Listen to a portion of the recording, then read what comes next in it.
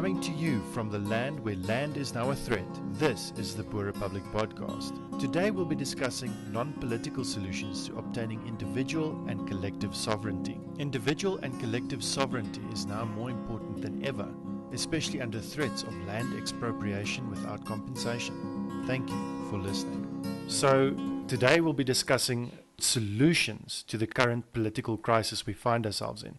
Oftentimes in the media we get told how bad things are.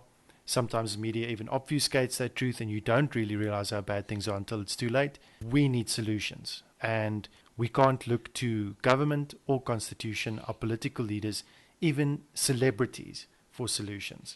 The political leaders that will speak up are so much in the minority that their voice is basically not even heard, or there's no media coverage, or there are so many reasons for there being this double standard. But what solutions does that leave you with at the end of the day as someone who is stuck in a system that's against you? I think what I want to get through to the listeners is, if you think about the land issue, if we look at the polling and the census done recently amongst the citizens, you would think politicians have to respond to that which the populace wants, that which the democratic elected party, their job is to empathetically figure out what the majority of the population wants and give it to them. That is sort of the basis of democracy. But what all of this illustrates, especially for the last few months with regards to the land expropriation issue, is you have polls and you have the evidence of the fact that 90% of farms that is given back as expropriated land, those individuals getting that land just asks for financial compensation, meaning they just take the money. So what does it say? That means the people that actually applied for land, supposedly this larger part of the populace who wants their land, shows that people don't want land. So hence you could say that politicians they're not in touch with the needs of the populace, and that hence the land issue is propaganda generated idea, and hence to change the constitution for them to basically steal and plunder the state as they please. And obviously I think everyone is already at this point in the country at such a state of paralysis where you've just basically given up. And those people feeling that, hey, maybe they're waking up, maybe I should do something politically, the idea we want to get across is that it is beyond that point where your political interventions, where your political activism will make any difference. And that has to be blatantly clear to you. This is not, this is not the United Kingdom where you get a referendum, you can vote, and they vote for Brexit, and 2 years afterwards, and everyone is still fighting. And, nothing has, in essence, really come to fruition. And people are asking for more referendums. So again, if even in a place like United Kingdom, if the political party does not really get what they want, they will still fight it. Here in our country, they basically, it's basically a show you what. They are doing exactly what they want.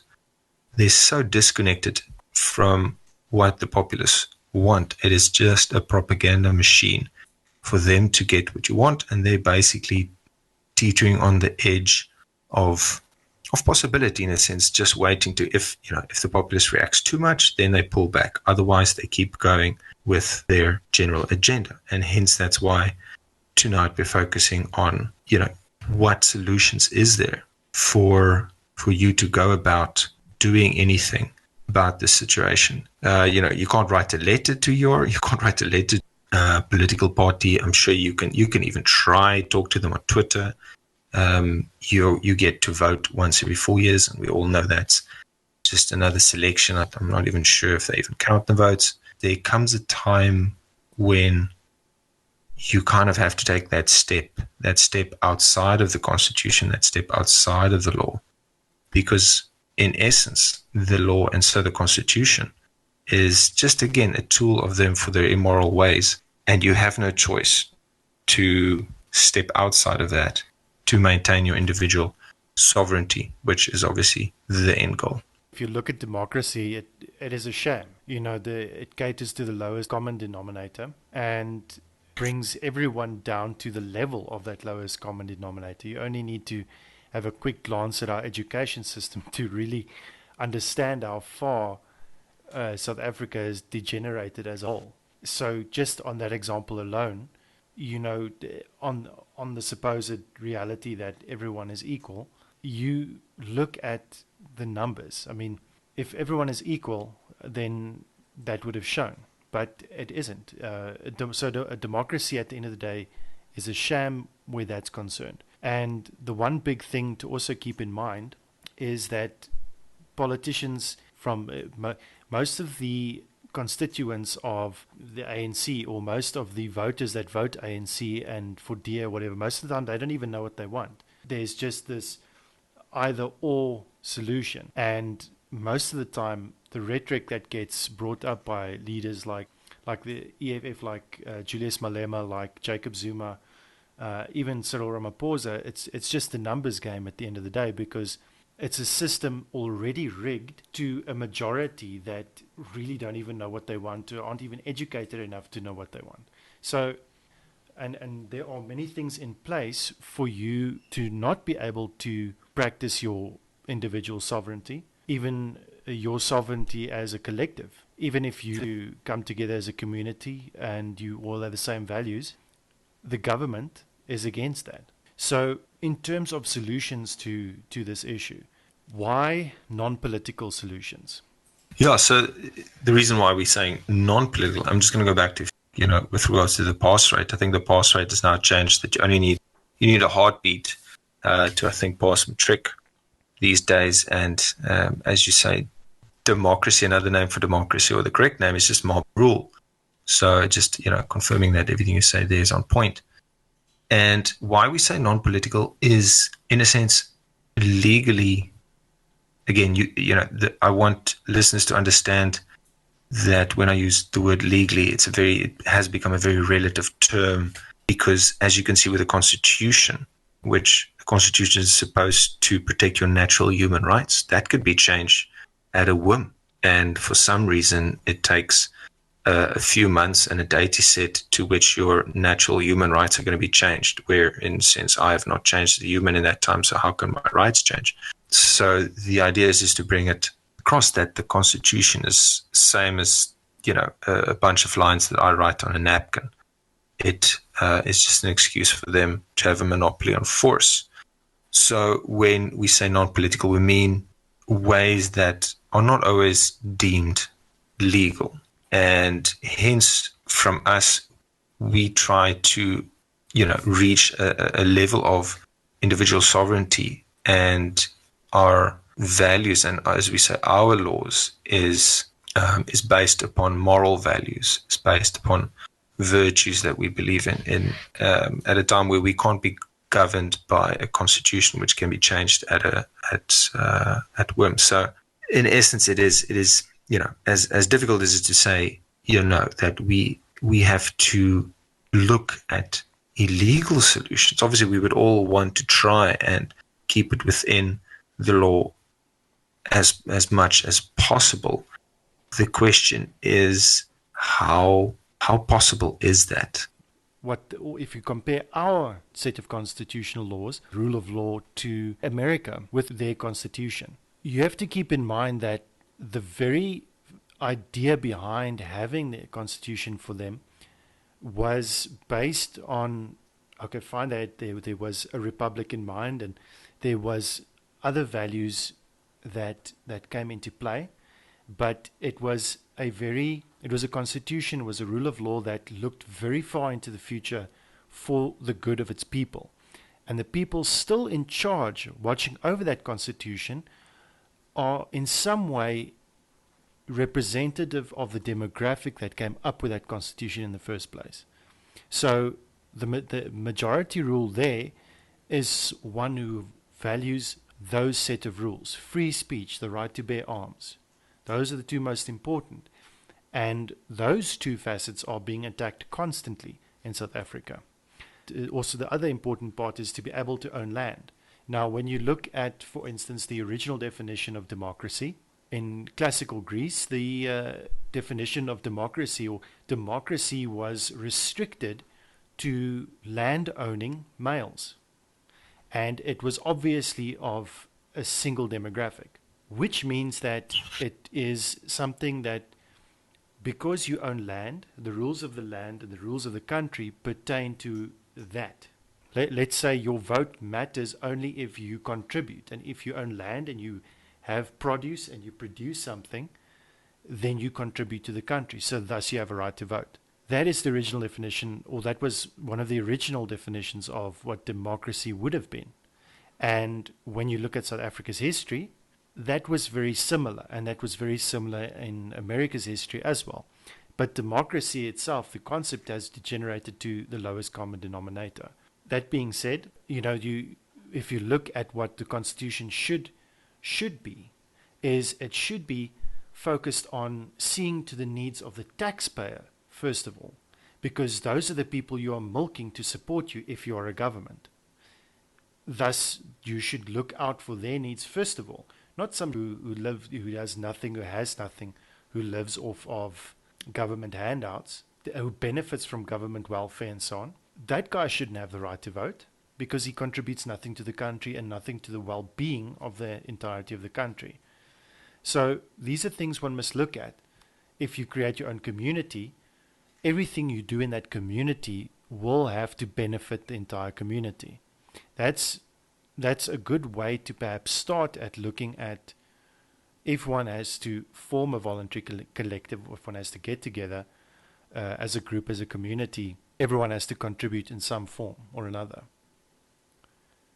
Yes, exactly. So again, it is very, and just to reiterate on the point you make there, any time that a democracy starts, it might start off very well, but it's always going to end up where we are today, where the incentives are completely reversed. We know that women vote more, and obviously, as studies show, men contribute more in taxes to a country. But when you've got this welfare system, and most people on that welfare system is women are going to vote for more money to come their way, and hence you tap the taxpayers dry. So, I mean, the idea is to start to form a voluntary society is obviously incredibly difficult, and there's almost no examples in history. A lot of people have tried that, but in the end, governments generally take over those communities in one way or another. So, our approach to this problem first as a whole is that it is we can't, we don't have power at the moment to just go and buy a big amount of land, invite everyone over and say, we're just going to start from scratch. Like I said, that's been tried before. You could say Urania, in a sense, has elements of that. And, bigger examples are places like Liberland, which has started about 2 years ago, where the only government controls there really is Border Patrol. But let's start with our situation here. And the idea that we are focusing on what you would say is the most legally disadvantaged group, which is obviously a minority in South Africa. And I don't know if you agree with me, but I would say if you look at what the laws say, you could say a white man is at the bottom rung, according to the Constitution, with regards to getting employment, with regards to what we have to contribute to society with regards to taxes. So hence your biggest contributor is being weakened the most. And so when we start by creating a voluntary society like that, we want to also align the incentives the most for the most disadvantaged group, because this group will gain the most from what we propose, and hence from there we can build on to creating a bigger voluntary society. But to my mind, that just sounds like white privilege talk there, man. That sounds like your white privilege speaking over there. Yeah, no, definitely. I have been affected to a deep degree. Again, like you can look at the law. Definitely, very little white privilege written on it. Again, people look at society and they look at where white people are, and again, that's a very long debate. But what I'm trying to focus on is in the end, we have to go what's written in law, because in essence, that is what they are trying to apply. And there's definitely no white privilege in that. No, the white males are definitely, and I think this is in Western society globally, white men are always at the receiving end of some or other are disadvantaged to some extent. They are forced to contribute the most, and they are the ones that get most or are most severely impacted. I mean, you only have to look at the cases where what happens to a man if he gets divorced. He gets taken to the cleaners most of the time, and that's just a very basic example. And that's not even to mention regarding custody, even fake rape accusations, things like that. So just just on that point alone, the white man's privilege is, I think, just to be persecuted, and that's maybe sounding as if we are white privileged enough to be able to say something like that, but statistically, those are the truths. Yeah, no, 100%. And again, I always think of, and this is more empirical than it is probably philosophical, the viewpoint of, if you want to create a tribe of people that can move towards a voluntary society, it's very difficult for me to convince, a group, or say an individual, who is already so advantaged by his political connections, by his race, by his or her gender. If I'm trying to convince one of the Guptas, or I'm trying to convince one of the leaders in the ENF that this has a lot more advantage for him to help us create a voluntary society, he'll be obviously laughed at, because his incentive is already so ingrained in the system. And again, I speak the same towards someone who might be able to receive a farm, someone who might be able to receive tribal land, someone who is more likely to receive government subsidies. So, the reason why we, as Boer Republic, we focus on a certain group, it's not that we don't believe these principles should be applied to everyone. We focus on the group which we think is probably the most empirical way to get this society going, because of human incentives. The most productive group, of course, yes, but also the group that is most likely to benefit from that. And again, are we kind of abusing people's disadvantage? I don't think so. I think it is just a tactic in order to get to this society which we think is the most benefit for all. So just to start from how you would approach this, obviously tonight we're just going to talk more about broad terms about how you would approach this overall. I mean, starting a new society is quite difficult. So it's not something that a lot of books have been written about. So the first point of order, as I'm going to sound, to use a phrase from our parliament, being some parliament, and is the first most important thing that keeps any society going is obviously the economy. So today we have sort of the should we call it the mainstream economy, which on rands, runs on dollars, runs on pounds, runs through the banks. And again, we know what's wrong with that system. It's a debt-based system that is on its way to, I don't know, to say implode or explode, maybe both, because of mathematics. So the first thing is to create a parallel system. And, that solution has been given to us about 9 years ago in the form of the cryptocurrency revolution.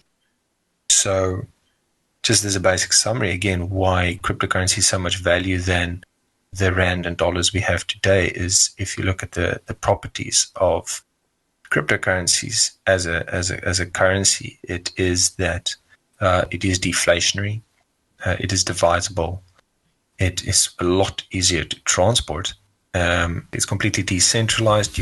There is no everyone's got a bank in their own pocket, and it is anonymous to in certain cryptos are anonymous. And so again, we've been given this I would say miracle in today's time, that is the first part where you start building a voluntary society is you set up different, I would call it trade routes.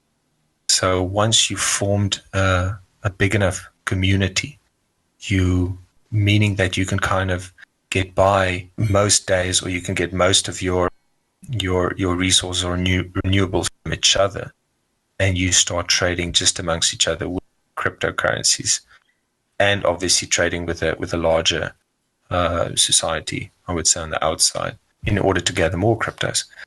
So from an economical standpoint, we've got the tool already to start this process. It is obviously, you need a big enough society so that you don't have to, get most of your 80% of your resources left, meaning you still have to face taxes and VAT, and you still have to deal with that inflation that comes with that. So, that is the first part is the economy, which we could say is possibly already settled. You see, now the big thing regarding, for instance, cryptocurrencies is that also touches tax at the end of the day, doesn't it?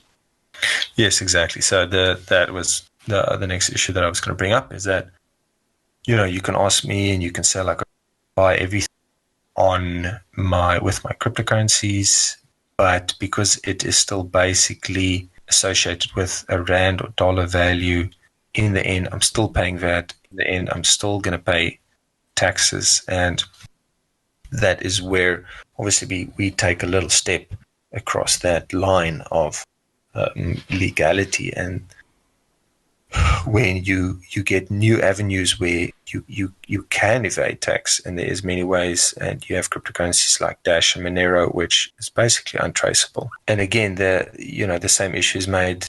So okay, you trade, and all the trades you do in cryptos it's impossible for the authorities to follow. Hence, you save 40%, depending on what tax bracket you are. You save 40% on those transactions.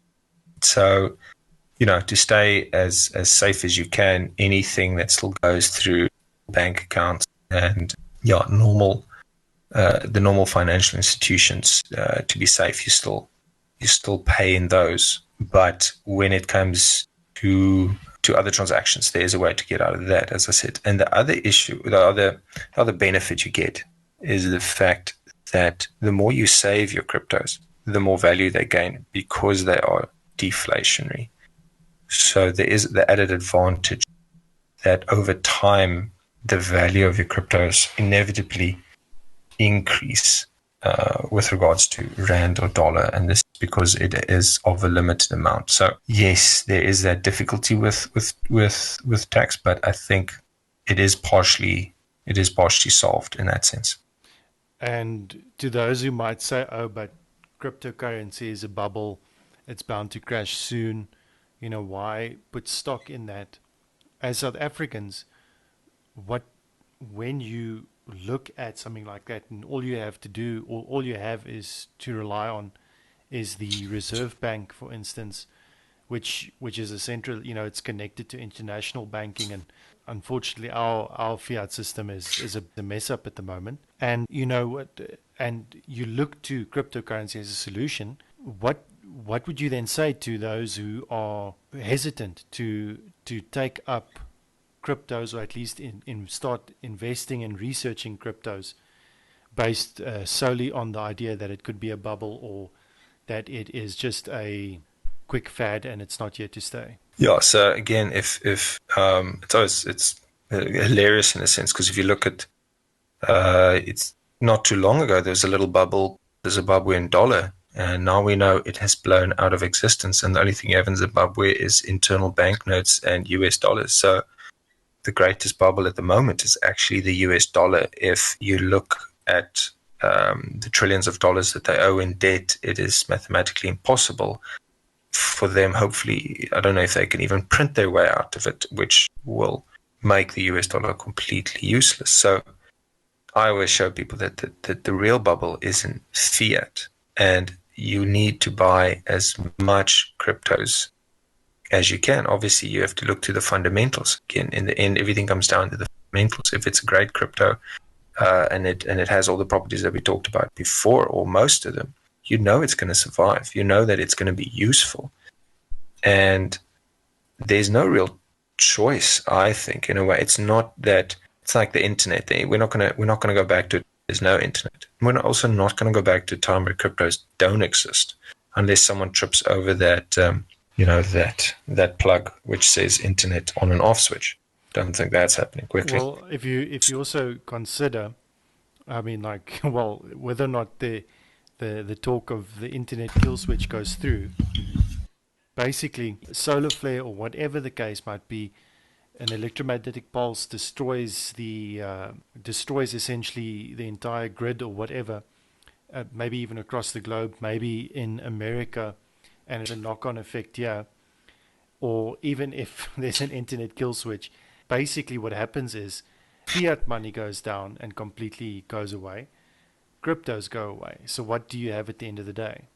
That's one of the big things. Is I think perhaps when it comes down to it, the only real thing of value, and this is also perhaps why it is such a hot topic in South Africa, and maybe that is part of the reasoning behind this rhetoric behind land expropriation or land retaking of land and so on, or I wouldn't say retaking of land, just confiscating land, is that once everything is down and your reserve currency is dead and cryptocurrency is gone, you only have land, unless you also put stock in precious metals, gold, silver, maybe even lead, but it amounts to just if you've got land, then you're okay, because then you can produce food, you can do many things.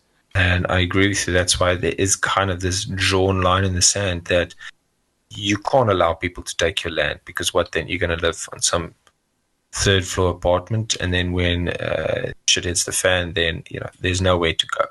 So I think that people kind of have drawn that line. But you're right. I think it is a tactic of, they know that the economy is imploding, the rand's not going to survive. So hence, at least we've got land that we can protect and fight for. And if you've looked at recent pictures, as I saw it today on Twitter,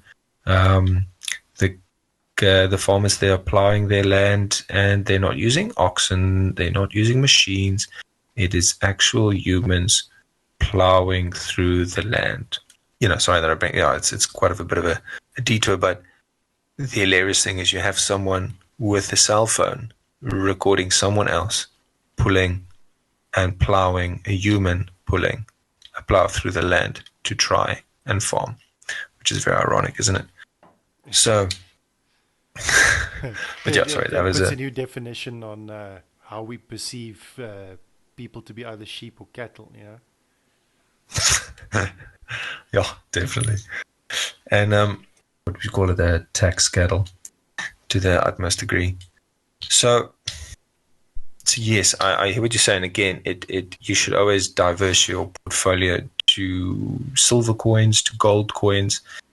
That if some alien ship land on us and someone falls on the wrong button and some what do you call EMP goes across the whole planet Earth, or who knows, there's a magnetosphere switch, something happens, that is your backup, is precious metals, and it's always been for centuries, and that's not going to go away.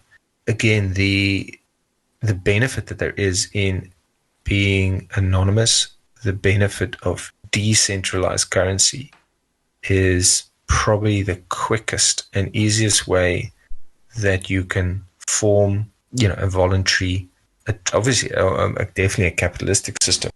Voluntary trade, there is no, you can't enforce mathematics. So once the trade is on the blockchain, there's no stopping that. And in a way, if you think, if you have more and more people diverting resources away from government, away from a government that potentially, that very realistically hates them, especially those that are actually contributing to the government financially. Yeah. Maybe I should rephrase it that way, is that those who by default give money to the government and perhaps and don't have an oversight as to how that money is being spent, and the government programs that use that money isn't being spent wisely, and corruption and so on. I think, that if you start gathering and everyone agrees to pursue a cryptocurrency or pursue a voluntary system where everyone works via a cryptocurrency, I think then you start diverting resources away from the monster that our government has become. And at the same time, well, then you obviously stop feeding the beast. And Exactly. then less and less power comes its way. So that is one way to do it. Yeah. No, definitely. I think to definitely look at finances or look at financial solutions in that way. But there are also ways in which one can take back some of your sovereignty, and this pertains also to a voluntary society or to a community or collective level, and that's the issue of creating your own sustainable forms of energy production, things like that. Wouldn't that be the case? As with most societies in that case, the issue that you have to get money for is the fact that you need electricity, the fact that you need food, and the other fact that you need to pay for your own demise in the form of taxes, which is the biggest issue. So yes, the ideal place to start with is a place where your basic necessities are covered in a very self-sufficient manner, to a point where you do not need to go out into the workforce, to go out into your society to get money to be able to take care of yourself. It's if you to start as the basic, from the first thing that any animal that is born in the world is taught by its parents, is how to be sufficient to the point where they can hunt, find shelter, and protect themselves. That's it. You get taught that from the start, and then you're on your own as an adult, where we've got the strange system that you get put into some kind of concentration camp, sometimes called schools, for about 12 years, where they teach you all kinds of facts and non-facts. There's lots of arbitrary stuff.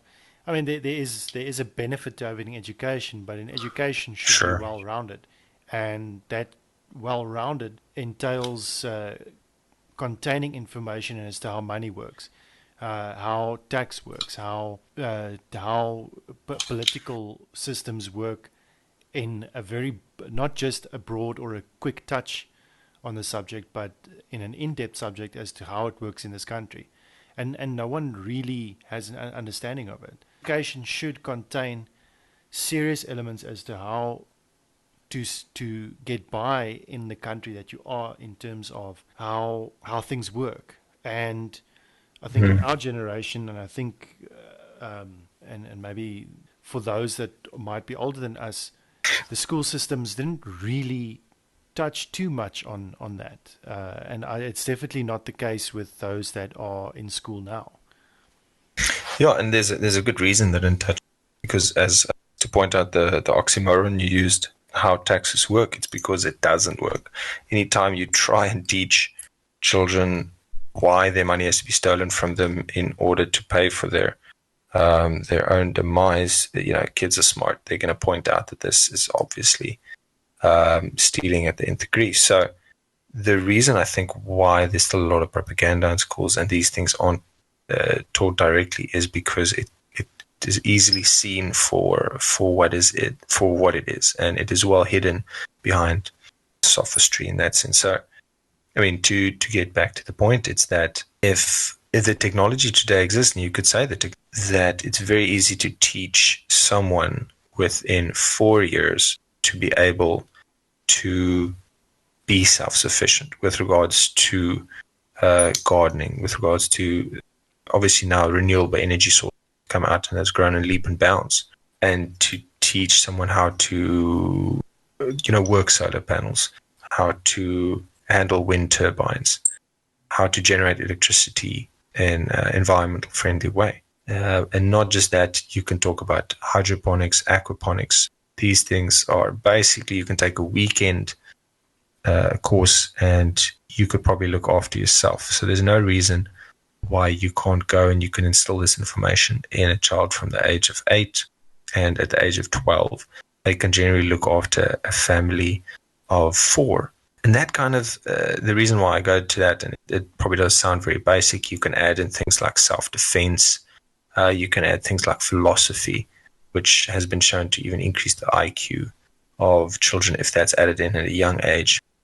And there's a reason these things have been taken out. And what that does, if it gives a child, before he reaches the teenager years, he can be basically completely self-sufficient, meaning he doesn't have to get a redundant job like an accountant to go out and spend his days behind a desk. He can now be a more productive, more thinking, creative person in society. So these are the self-sufficient steps I would start from a young age, so that you know most of society at a very young age can completely look after themselves. If they want to spend the rest of their days drawing, making art, trying to do startups, write code, they can do that freely on their own time without the stresses of life. It's a good thing we mentioned things like that in terms of the mental aspects involved. I think it also provides you with a sense of maturity and understanding regarding your reality and regarding the world that you live in. If you also add in that there are physical aspects to this as well. So your health would also be key. It doesn't help you are unhealthy or you've got a rubbish diet, things like that. So the moment you are able to look after yourself, you're also then able to think for yourself, which then breeds better chances of you finding better ways to provide for your nutrition. So there are certain knock-on effects of what it means to be self-sufficient, because you can even make your own supplements. You don't have to rely on big pharma for your health. The moment you start eating healthy, the moment you do research as to what you eat, what you put in your body, what products contain, that's a whole argument on its own. I mean, if as a male, you have to keep your testosterone level high. There are all sorts of biological factors involved. I mean, males tend to drop their testosterone levels drop as they age, but as long as you do things, and exercise is a good way to maintain that. Diet is another good way, and do that, you are then also improving your overall health and your outlook on life. Yeah, and I think for listeners to kind of understand it, I'll use the analogy that take yourself one weekend, go drop yourself in the middle of nowhere, maybe in the Karoo somewhere, and with nothing on your back, and just try and survive 5 nights. And then imagine 2,000 years ago, whatever, any human would be able to survive because they were taught by their elders and their mother and father how to do that, right? And that was normal. That was completely, you're not at the age of 12, you can basically go out there, survive on your own, and maybe still get food. Where today, again, we're completely disconnected. I'm not saying we're going back to the dark ages, but it's so little with today's technology. It's little you need to learn to basically become self-sufficient, remove yourself from a place where you have to do a job that you hate from 8 to 5 just to survive, in essence, just to keep paying taxes.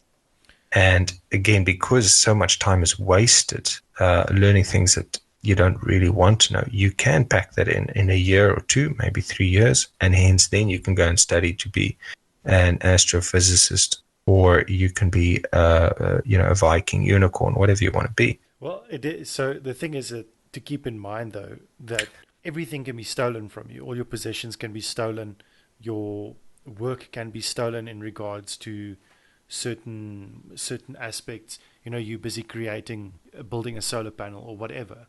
As long as you've got that knowledge, you can take that knowledge anywhere with you. And that is, in a way, that's essentially how South Africa was built. You had the Voortrekkers, you had the French Huguenots coming in, you had many of the Dutch settlers and so on, the old Boerenvolk, as they were called. They went into areas where there was nothing. And I mean, you drive through South Africa now and you drive along the roads that we have. And back then, 100, 200 years ago, there was nothing. They managed to make things work because they had the knowledge to do things with them. And Yeah, that is a big factor in maintaining your independence and your sovereignty over your mind, over your person, and just in general over your life is knowledge. The more exactly. Yeah. knowledgeable and educated you are in many facets, the better off you are. Yeah. In the end, the greatest gift you have is your skills, and your skills comes from knowledge. Because yes, even though you have a perfect self-sufficient house and you're trading with all your friends in Bitcoin, you get one freak tornado that comes and takes everything away. But then, if you have the skills, if you have knowledge to rebuild, then you don't have to live with that constant stress. It's the same, I think, if it's a experience that I had as a young man. It's you didn't know how to defend yourself, you don't know how to use a gun. There comes a certain amount of confidence, a certain amount of calm. There's a great reduction in anxiety once you learn how to fight, once you learn how to use a weapon. Then you walk around, without fear, without anxiety, because if anyone attacks me, I know exactly what to do. I don't have to freak out and call on Chuck Norris to come help me. You know exactly what to do, how to calm the Exactly. situation. I don't think people understand how that decreases your stress. If you just so many people today, the greatest killer today is stress. And that reason people will never even think about why do they have that stress is because their subconscious in a way is telling them that, okay, you've got this job which is insecure, which is based on a debt-based financial system which has no real benefit to anyone, and that you are replaceable by some computer algorithm at the drop of a hat. And although people don't want to think that consciously because it's just too much to handle, that is your subconscious, in a sense, knows that and creates this feeling in you, and then people have stress, and that stress kills them. But no one goes back to know that, the actual thing is if you know that, yes, I can make enough food, I can look after my family, I can protect myself, and I've got self-sufficiency, then that takes that stress away. And I think then, so self-sufficiency, I would say, is the second one. And then a third and big important one would obviously be protection. And this is a bit more of a complex topic, and this is where a lot of people big disputes with regards to voluntary society, because how do you maintain law and order within a voluntary society if there is no police, if there is no army? And so imagine yourself, you've got a sort of smallish community, a lot of people live, in the same area, but still scattered, say, within the Western Cape. And we're all trading amongst each other. We've got self-sufficient houses. And how do we go about, in a sense, protecting each other? If someone would pose this question to you, what would be your natural response as to how do you take care of that? Putting it in context that you are still living within a state as South Africa today, where you have an incompetent police force which can turn on you at any point in time, and you have laws that definitely go along completely moral lines, and an army which is obviously completely useless. Look, the libertarian argument for government is always that it is not necessary, that we can govern ourselves. And I think, considering the various points we've been speaking about, once you are an individual or a community that sees eye to eye and you know what you want to base your community on, there is a sense of trust and so on, and you are all educated enough and knowledgeable on many subjects, then I think that there is then a greater sense of trust and less need for policing, for regulation control, things that, for certain things to monitor people's behavior and things like that. One example that always strikes me is when, and maybe this is because it's already a rule in place, but when you get to a traffic light, and especially, and this happens a lot in South Africa, we've got a lot of power outages all over the country at a regular pace. And what happens is you get examples where traffic lights don't work. So there's nothing regulating traffic. People then cooperate. Then it's a matter of giving each one turns. And if there's no one there, then you go on. So people are able to work together if there is something that they can agree on. And if everyone agrees that, okay, something must be done, the traffic light is messed up, how do we move forward? Everyone agrees that. Yeah, then obviously no one wants to sit around and wait forever for the stuff to go on. So they have to keep on moving.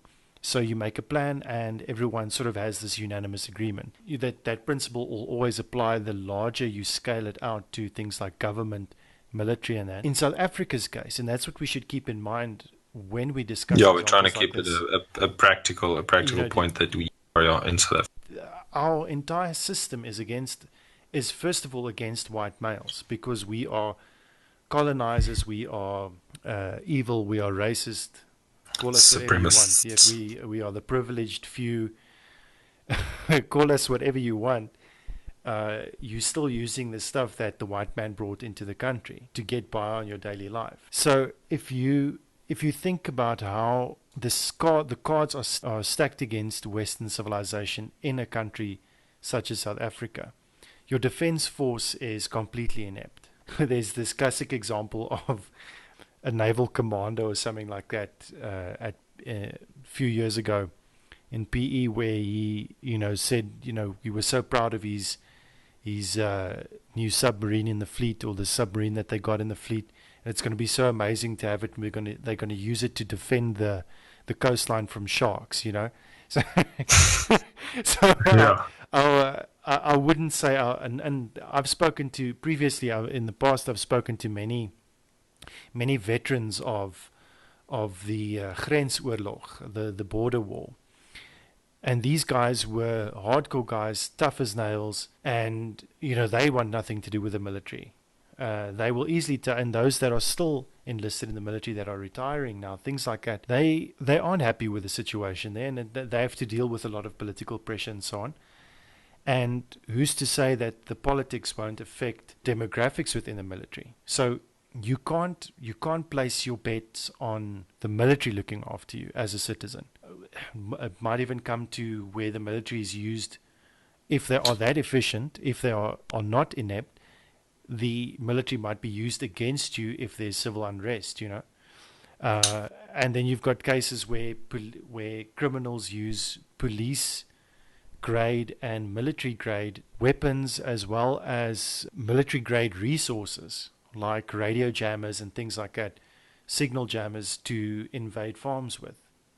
And many times these are supposedly veterans from Zimbabwe that are being used, and they get used to train South African criminals, or even those that are corrupt members of the police get involved with heists. There was a news release earlier of a transit vehicle, a financial transit vehicle. There was a heist, and it was police members involved. So you can't rely on the institutions provided to you by government, the institutional solutions such as your police forces, your public servants, even social workers are usually against. They are even social workers aren't always in there for you. So I mean, that's a whole topic on its own, but you can't rely on other people for your protection, for the defense of your property, for the defense of your sovereignty, your well-being. You can't. And I think that the biggest thing is, that's where you learn to rely on your own means, on yourself and your community, because you know that your government, the institutions that are there, won't be there for you. So that is perhaps one of the biggest reasons for maintaining your sovereignty, for even if you are not as clued up in it, if you're not as knowledgeable, but improve your knowledge, improve yourself, improve your physical well-being, so that you can defend yourself in many ways. And there are many ways to do it, physically, mentally. There's always a way to defend yourself. and to maintain your security. Yeah, I think with regards to the submarine, the only protection against sharks would be if Sharknado 4, 5, and 6 was a real life scenario. And Yeah, well, if only maybe. that came about in South Africa, but Yeah, we still not have yet not to see some sort of shark cyclone hit us. yeah, yeah, especially That's no reference to yeah, if the it rugby team though. yeah, it's been no rain at all. Maybe it can rain some sharks. So yeah, I agree with you 100%. And again, when we approach this question, it's a question. It's separate from the question of you're starting a new voluntary society and how do you set up sort of protection and courts and laws. I'm talking more in today's situation now here in South Africa. You formed a small community. This how do you go about protection? Again, because we do know that the police here is you could just take the example. What's happening to the crime rate? It's increasing. So is the police, if your null hypothesis is the better the police is, the less crime would be, we could say that, okay, so maybe that's a good reason we should just disband the police because our crime rate's extremely high and it's getting worse. So going with that argument, you can't trust the police at all. And you could say what happened in Zimbabwe, the biggest increase at the end was the army and the police. And as the country was crashing completely and destroying itself. So the first thing you do is you have to protect yourself. And, again, first you have to be able to protect yourself to be against sort of petty crime, people breaking into your house, mugging you. You'll be at gunpoint a few times in South Africa. And this is where you have to train yourself with weapons, martial arts. And generally, we don't say you don't have to go full Batman, but anything like Robin or Iron Man is good enough. But in our context, it is a must in the fact that you should carry a weapon if you can, and you should obviously protect your home as much as you can. There's only so much you could do. Once the police force is going to come after you, once something's happened, you get caught for tax evasion or anything like that. There's only that much you can do. And again, once you've extended your community to a place where you can go to an area of safety, or you can start hiding, that's different. But first and foremost, the most you can do at this phase where we are today is a fact of learning how to use weapons yourself, and obviously arming yourself as much as you can. Again, don't turn your Isuzu into a Batmobile.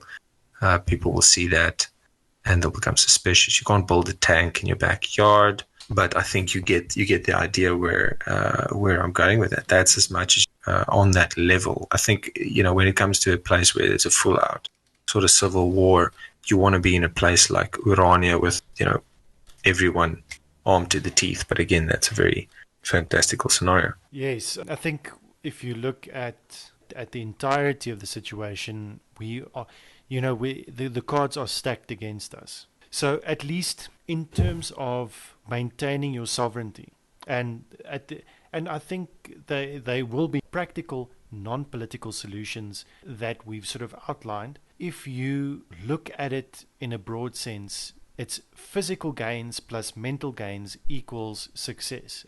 And that breeds even better chances for your survival. Now, sort of just to close off, what would be another important aspect to look at when it comes to building a community, a voluntary community based on shared principles, and maintaining your sovereignty within that community? Yeah, so I think the last point for me is in a way twofold. And again, this is practical examples you can probably do today. So first thing and foremost, community is the most important thing. And this is where you obviously want to build shared values, virtues, and people within the same moral framework, which is obviously what we're trying to formulate here. Once you have a community like that, if anything happens to you, something breaks down, the police comes after you, your house gets confiscated. If you have a community of people that believe in you, then you can easily go to someone else and you can start over with that person, assuming you would have done the same for them. And hence, just from biological evidence, we know that these communities are generally quite small. It's why countries don't work, because you can't really associate with 50 million other people. You don't really feel that they're your tribe. We know that tribes generally consist of about 100 to 150 people, and these are the type of numbers in which you can appropriately be expected to function at an optimal psychological level, and then obviously a physical level. So building that community, fixing ties and working on those relations is almost one of the most important things. In essence, we are only where we are of our ability to cooperate. And hence, that's why freedom of association, ostracism, and these elements are kind of lost in society. And that's something we would like to bring back in, that if you don't want to associate with someone because they don't share your values, they're not going to be very valuable when it comes to when the state is against you. So that is definitely one of the most important things, is building this community and finding people with the same values that you have. The last point I want to touch on, which could only really be used at where you've taken care of most of these aspects, where you are self-sufficient, and most people are self-sufficient in their homes. You're trading amongst each other, and you formed a very basic parallel economy with different cryptos, and you've got a community where there's a lot of trust, where there's a lot of support. Then you can almost start this, what I would call something like ghosting, where just as you want to get off the grid with regards to self-sufficiency physically, with regards to electricity and food, you would start getting yourself off the grid. And here I mean with stuff like bank accounts, passport, ID numbers, tax numbers, whether you have to fake your death or, whatever bureaucratic loophole you find. But the more that you get out of the system, the less they can find you, the less they can tax you, and the less that they even care, or that they even will look for you. So imagine now that there's no tax number anymore. So I don't know exactly, that is quite difficult to get to that area, and we can go into that at later stages. But the overall view is you have to, because in the end you are just a number which is assigned to how you might provide taxes to the government. And once you separate yourself from all those numbers, the easier it will be for you to kind of ghost around in the country and not be caught, in a sense, if you understand what I mean. It basically, not only should you have your resources off grid, your livelihood off the grid, in many ways the next step would be to basically get your own person off the political and social grid in regards to the document control or the administrative control over your identity, I suppose. Exactly. Yeah, that's a very nice way of saying it. Administrative control, because on the books you are just a number, and as long as your whole being and your survival is hooked to those numbers. Again, that is, I put that last because it's a difficult step, right? It's difficult to drive around the road and you don't have a license. That's tricky. It's not really going to work for everyone. Yes, it's also very difficult if you don't have a bank account, right? I guess you could, again, like let's take a practical example. So say I'm at that point. How do I drive around? Well, it's not that difficult. I can use Taxify and I can use cash, right? So now I can actually get around because, I can still access cash in a sense with Bitcoin or all this if I need to drive around. Obviously now there's the difficulty, you can't get out of the country and these type of things. But as these type of, shall I say, communities grow, that will get easier. Just for the start, there is a way that you can still move around. You can still trade everywhere where you go. You don't always obviously need an ID. And whatever trade you do, if you have a business that you run through the dark web, or whatever, you can still run a business if you have the community. You don't have to go through all the administrative hellhole that is trying to open a business. and especially if it's just within your community, you could still live a free and honest life. And that is usually, if you think about the way that once you start taking control over what is yours, your identity, your own sovereignty, as long as you're not harming anyone else, the moment you take back control of your life, the moment you take back control of your sovereignty in whatever form that may be, the more these processes become a reality, the more these thought patterns become more possible, because then you start thinking of ways that you can get there. In South Africa, it's maybe not as easy as something in America, for instance. There's that freeman on the land movement, and more libertarian-minded approaches to sovereignty, to getting off that administrative control that government has.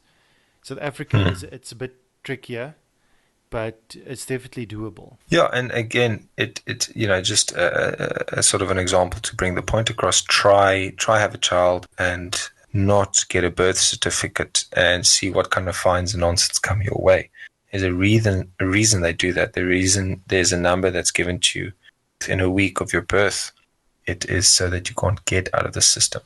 But imagine, if a group of 150 people start the system and they all have children, and then you have 300 individuals without any number, any way to be traced, very self-sufficient, running a parallel businesses across the country, and then that kind of snowballs to an effect where the voluntary society within the country takes over, because if the government doesn't know that you exist, there is no way that obviously there's a way if the police catches you and for some odd reason ask you for an ID and you don't have anything, that's a different story, right? Then you've got to use some ninjutsu right there, or just fake a psychiatrical disorder. Once you get into the government hospital system, very easily you can get out of there. Not difficult at all. I've seen it faked a few times. So I think, as a summary, that is kind of a overall view to give the listeners an idea of how we would approach creating a society within a status society, and just also the reasons why we focus on the group we do. And again, we're very open to all suggestions, and these is just an overview so that we can see if there is any response to this. People have other ideas, people want to contest our ideas, obviously very welcome to do that.